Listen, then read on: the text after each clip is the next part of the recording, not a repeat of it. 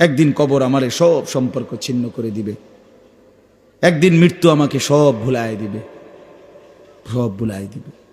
তো এই সূরাটার নাম হলো সূরা মুলক। এটা কোরআন শরীফের অত্যন্ত ফজিলতপূর্ণ একটা সূরা।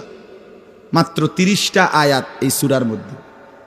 আল্লাহ নবী সাল্লাল্লাহু আলাইহি ওয়াসাল্লাম বলছেন, এই সূরাটি যে নিয়মিত তেলাওয়াত করবে, আল্লাহ নবী বলেন, তুমজিহি মিন আযাবিল কবর, এই সূরা মুলক তাকে কবরের আযাব থেকে রক্ষা করবে। এটাই সূরার ফজিলত। এজন্য আলহামদুলিল্লাহ উলামায়ে কেরাম, আমাদের মাদ্রাসাগুলোর তালিবে ইলম এবং আল্লাহওয়ালা বুজুর্গানে দ্বীন সব সময় রাত্রিবেলা ঘুমের আগে আগেই এই সূরা মুলক তেলাওয়াত করে। 4-5 মিনিট সময় লাগে, কিন্তু এই সূরার বড় ফজিলত হইল, আল্লাহ নবী সাল্লাল্লাহু আলাইহি সাল্লাম বলেন, এই সূরা কবরের আযাব থেকে রক্ষা করবে, কবরের আযাব থেকে রক্ষা করবে। আমার ভাই, আমার বন্ধু, রাসূলুল্লাহ সাল্লাল্লাহু আলাইহি সাল্লামের অগণিত হাদিস এ কথার প্রমাণ করে যে কবরে আযাব হবে। হাসরের আযাব তো আছেই, জাহান্নামের আযাব তো আছেই, কবরেও আযাব হবে। মেন বিচার তো হবে হাসরের ময়দানে, তার আগেই আযাব হবে কবরে। আপনারা সহজ বাংলায় বুঝবেন। আসামি যখন ধরে ফেলে, তখন মামলার হিয়ারিং তো চলে, মামলার শুনানি তো চলে, কিন্তু সে কারাগারে ঠিকই আটকায় রইছে। কারাগারের কষ্ট যন্ত্রণা সে হাজতি হিসাবে ভোগ করতে থাকে।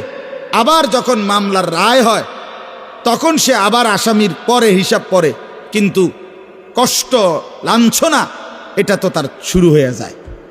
যদিও এখনো বিচার শেষ হয় নাই, বিচার প্রক্রিয়া দিন, 10 দিন, 50 দিন, 20 দিন, 1 মাস পর পর মামলার ডেট পরে শুনানি হয়, কিন্তু সে তো থাকে কারাগারে, সে তো থাকে কারাগারে। তো আল্লাহ পাক রব্বুল আলামিন বলেন, নাফরমান সে তো হাসরের ময়দানে বিচার হবে চূড়ান্ত, কিন্তু কবর থেকেই আযাব শুরু, কবর থেকেই আযাব শুরু। রাসূলুল্লাহ সাল্লাল্লাহু আলাইহি সাল্লাম খুব বেশি হাদিসের মধ্যে আছে, একজন বিখ্যাত সাহাবী, আপনারা সবাই ওনার নাম জানেন, ইসলামের 3য় খলিফা হযরত ওসমান রাদিয়াল্লাহু তাআলা আনহু। কিতাবের মধ্যে আছে, আমরা নিজে আত-তাযকিরা, আমার কাছে কিতাব আছে আরবি, ইমাম কুরতুবী রাহমাতুল্লাহর লিখিত কিতাব, ওখানে আছে হযরত ওসমান রাদিয়াল্লাহু তাআলা আনহু যখন কোনো কবরের সামনে দাঁড়াইতেন তো প্রচন্ড কাঁদতেন, ভীষণ কাঁদতেন। হাত্তা ইয়াবুল্লা লিহিয়াতাহু, কাঁদতে কাঁদতে উনার দাড়ি ভিজে যেত।